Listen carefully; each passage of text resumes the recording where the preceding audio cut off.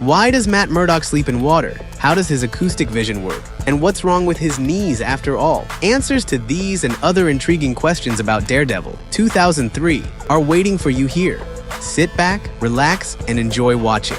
This story is not about toxic waste, but it all started with it. Young Matt Murdock becomes the victim of an unfortunate accident, finding himself in the right place at the right time. Chemical burns on the upper part of his face, which over the years turn into faint scars around his eyes, leave Matt permanently blind. But Matt quickly realizes that losing one sense has upgraded his remaining senses to a superhuman level, whose combined functionality grants him something similar to acoustic vision, what we might call echolocation with certain adjustments. In nature, echolocation is the detection and reflection of sound waves from surrounding objects. These sound waves, specifically high-frequency waves or ultrasound, are used by bats for navigation. Some emit them through their larynx, while others produce them by clicking their tongues. In the comics, Daredevil's echolocation abilities were described as similar to those of bats. His body could autonomously emit high-frequency sounds imperceptible to others. But in the 2003 film, the Red Devil's abilities work a bit differently. Yes, he still detects the echoes of sound waves bouncing off his surroundings, but the source of these waves is not his body, it's the surrounding environment.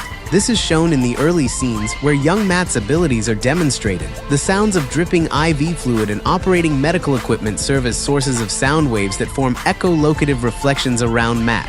This makes his acoustic vision far from perfect.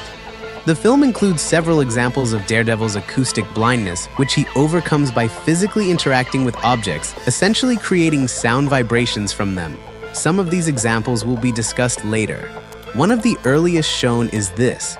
To examine a metal beam, he strikes it with his cane. For this reason, an open city, which serves as the source of thousands of different sounds, is the perfect habitat for Daredevil. And yet, Matt remains truly blind in some ways, struggling to discern the details of objects in everyday life, especially smaller ones. Here, like all blind individuals, his tactile skills come to the rescue. But even this challenge has certain hacks. Water, which Matt loves so much, especially rain, is an excellent source of countless sound vibrations that help define the details of objects. There is a term called human echolocation, though some may refer to it differently, when blind people gradually develop the ability to detect reflections or changes in sound waves. Of course, within practical everyday limits, they might use a cane or, for example, click their fingers. So Matt Murdock's acoustic vision is more like highly advanced human echolocation rather than that of an animal. It's also important to note that Daredevil's vision is a combination of all his remaining senses, not just hearing. We've clearly seen this illustrated. Matt perceives not only sounds around him, but also smells.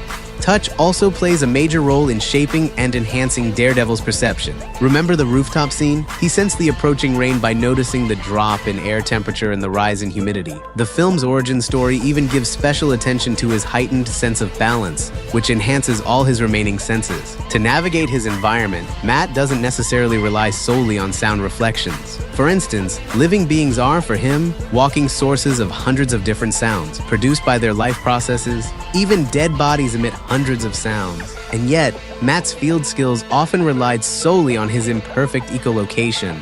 The first appearance of adult Matt Murdock, excluding the opening scene in the church, happens after he wakes up in his favorite soundproof coffin filled with water. Why this is primarily a soundproof container becomes immediately clear, as once it is opened, Matt's head is flooded with intrusive and unpleasant morning noises of the city. We'll discuss what else this tank is used for in a couple of minutes when we get to another scene showcasing it. In the director's cut, there are scenes where after these bathing procedures, we're shown Matt's seemingly unhealthy knees. A knee crack doesn't surprise many people, especially those over 30, but the angle and the uncomfortable way his legs straighten out seem to suggest chronic and degenerative issues with his knee joints. Why these shots didn't make it into the theatrical version is fairly clear. Such knee problems don't align at all with the madness and physical strain his body is about to endure later. Then Matt turns on loud music, which also seems quite strange, given his love for silence and the physical pain loud sounds cause to his hypersensitive hearing. Yes, high frequencies bring him particular discomfort, and alternative rock music is full of them, especially in the drum sections. On the other hand, custom equalizer settings are always an option. One evening, we witnessed the first mission of the Red Devil, where he sets out to bring justice to an arrogant and reckless mob boss by heading to a bar full of gangsters. But first, we're shown Daredevil running across the rooftops of New York City, and here comes the aforementioned madness. He jumps off a rooftop onto a lower-hanging suspended platform from an extreme height. Roughly estimating, he fell about 200 meters, if not more, and landed on his feet without issue. Once again, let's give a shout out to his knees. Neither Spider-Man nor Captain America, both of whom are superhuman in every physiological sense, would be able to pull off such a stunt completely pain-free. Next, we're shown that his legs are not only insanely durable, but also extraordinarily powerful. The efficiency of his jumps is also off the charts. With such strength and resilience, no opponent in this film can pose a real challenge to Daredevil under any circumstances. Maybe that's why this film isn't very well loved. What follows is a disjointed, chaotic, and poorly choreographed fight scene in the bar. The most interesting part of this episode is probably another demonstration of Matt's acoustic vision flaws. With many loud sounds present, in this case, gunshots, his spatial navigation falters, and all the surrounding noises blend into one continuous mush of background sound. Similar moments occurred in scenes with the local boss in the subway and in the fight against Bullseye. By the way, if you'd like a separate video about Colin Farrell's Bullseye, leave a comment below. To address this problem, the Red Devil hops onto a bar fan, let's call it that, which serves as a decent source for spreading sound waves in the room. Also, we're shown that the Devil's costume is fireproof. The episode following this shows Daredevil's downtime, which starkly contrasts with the incredible physical power we've seen earlier. We're shown a battered, exhausted, and seemingly chronically pained Red Devil. Here, we see his back covered in scars, giving us a glimpse of the countless ordeals Murdock has endured. There are relatively clean cuts, ragged lacerations, and even a few gunshot wounds, proving that his costume lacks ballistic protection. Something that is clearly evident. In fact, the most protected part of his costume is his legs, specifically his shins. Matt extracts a dislodged tooth, takes a painkiller, and retreats to his beloved soundproof chamber, where he will spend the rest of the night asleep. It's worth noting that he sleeps while floating. In the director's cut, he adds salt to the water to increase its density for better buoyancy.